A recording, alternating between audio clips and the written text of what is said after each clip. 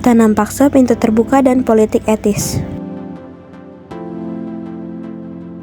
Sistem tanam paksa. Belanda memperkenalkan sistem tanam paksa atau kulturstelsel pada masa kepemimpinan Johannes van den Bos. Sistem tanam paksa adalah sistem yang mengharuskan rakyat melaksanakan proyek penanaman tanaman ekspor di bawah paksaan pemerintah kolonial Belanda. Sistem tanam paksa pertama kali diperkenalkan di Jawa dan dikembangkan di daerah-daerah lain di luar Pulau Jawa. Latar belakang sistem tanam paksa. Biaya perang di Eropa. Belanda mengeluarkan dana besar dalam perang selama masa kejayaan Napoleon Bonaparte di Eropa. Pemisahan Belgia. Terjadi pemisahan antara Belgia dan Belanda pada tahun 1830 setelah Perang Kemerdekaan Belgia. Hal ini menyebabkan krisis keuangan bagi Belanda. Biaya perang Diponegoro. Belanda mengeluarkan biaya besar sekitar 20 juta gulden dalam menghadapi perang Diponegoro yang merupakan perlawanan rakyat jajahan yang mahal. Krisis keuangan. Kas negara Belanda menjadi kosong dan utang yang ditanggung negara tersebut semakin meningkat. Gagasan liberal gagal. Upaya Belanda dalam menerapkan gagasan liberal untuk mengambil manfaat maksimal dari tanah jajahan gagal memberikan keuntungan yang diharapkan. Aturan dalam sistem tanam paksa. 1. Persetujuan akan diadakan dengan penduduk agar mereka menyediakan sebagian dari tanahnya untuk penanaman tanaman ekspor yang dapat dijual di pasar Eropa. 2. Tanah pertanian yang disediakan penduduk untuk tujuan tersebut tidak boleh melebihi 1/5 dari tanah pertanian yang dimiliki penduduk desa. 3. Pekerjaan yang diperlukan untuk menanam tanaman tersebut tidak boleh melebihi pekerjaan yang untuk menanam padi. 4. Tanah yang disediakan penduduk tersebut bebas dari pajak tanah hasil tanaman diserahkan kepada pemerintah Hindia Belanda. 5. Jika harganya ditaksir melebihi pajak tanah yang harus dibayar rakyat, kelebihan tersebut diberikan kepada penduduk. Kegagalan panen yang bukan karena kesalahan petani akan menjadi tanggungan pemerintah. 6. Bagi yang tidak memiliki tanah akan dipekerjakan pada perkebunan atau pabrik-pabrik milik pemerintah selama 65 hari setiap tahun.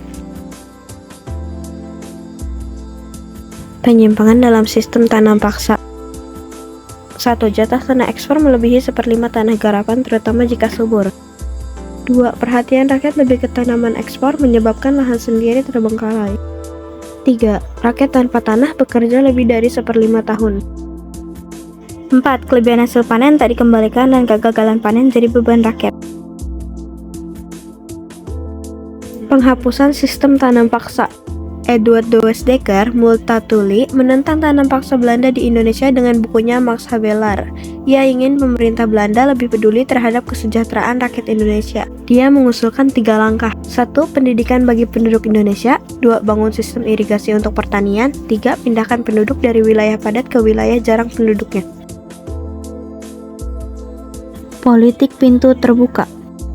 Politik pintu terbuka adalah sebuah sistem di mana pemerintah memberikan kesempatan seluas-luasnya bagi pihak swasta untuk menanamkan modalnya di Indonesia. Pada periode ini, tanah dan tenaga kerja dianggap sebagai milik perorangan atau pribadi, tanah rakyat dapat disewakan dan tenaga kerja dapat dijual. Faktor pendorong politik pintu terbuka. 1. Jawa menyediakan tenaga buruh yang murah. 2. Banyaknya modal yang tersedia karena keuntungan sistem tanam paksa yang berlebihan. 3. Adanya bank-bank yang menyediakan kredit bagi usaha-usaha pertanian, pertambangan, dan transportasi. 4. Kekayaan alam Indonesia yang melimpah. Dampak positif dari politik pintu terbuka. 1. Sistem tanam paksa yang memberatkan rakyat dihapuskan. 2. Rakyat Indonesia mulai mengenal arti pentingnya uang dan mengenal barang-barang ekspor dan impor. 3. Dibangunnya fasilitas penghubungan, yaitu jalan raya, rel kereta api, jembatan, dan irigasi, yaitu waduk dan bendungan. Dampak negatif dari sistem politik pintu terbuka. 1. Rakyat semakin menderita karena ditekan oleh pemerintah dan swasta. 2. Adanya eksploitasi rakyat pribumi dan lahan produktif secara besar-besaran. 3. Kehidupan penduduk merosot tajam karena dipaksa untuk menyewakan tanahnya kepada pihak swasta dengan biaya sewa yang sangat murah. Yang ketiga ada politik etis. Kebijakan ini merupakan gagasan dari Van Deventer. Politik etis adalah sebuah kebijakan yang pernah diterapkan pemerintah kolonial Belanda di Indonesia pada tahun 1901 yang berisi program-program sebagai kewajiban moral menyejahterakan para penduduk wilayah jajahan. Isi dari politik etis. 1. Irigasi, yaitu pengairan. Contohnya membangun dan memperbaiki pengairan-pengairan dan bendungan untuk keperluan pertanian.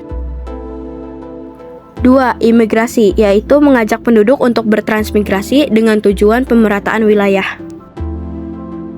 3. Edukasi, yaitu memperluas bidang pengajaran dan pendidikan.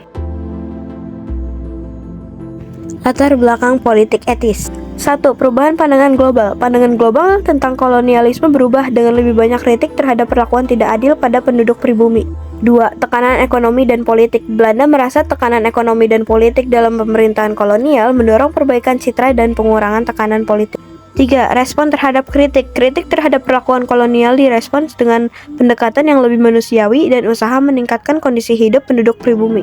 4. Usulan Menteri Kolonial. Pada tahun 1901, Menteri Kolonial Belanda mengusulkan politik etis dengan fokus pendekatan lebih mendarat dalam pengelolaan koloni. 5. Tujuan utama. Politik etis bertujuan mengurangi kesenjangan sosial dan ekonomi antara penduduk pribumi dan Belanda, serta meningkatkan pendidikan dan kesejahteraan masyarakat pribumi. 6. Faktor politik dan strategis. Belanda ingin menjaga stabilitas politik di Indonesia dan mencegah gerakan nasionalis yang bisa mengancam kedaulatan kolonial.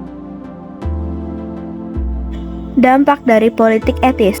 1. Pendidikan dan kesejahteraan. Akses pendidikan dan kesejahteraan pribumi meningkat. 2. Perubahan sosial, pengaruh positif pada budaya dan pola pikir.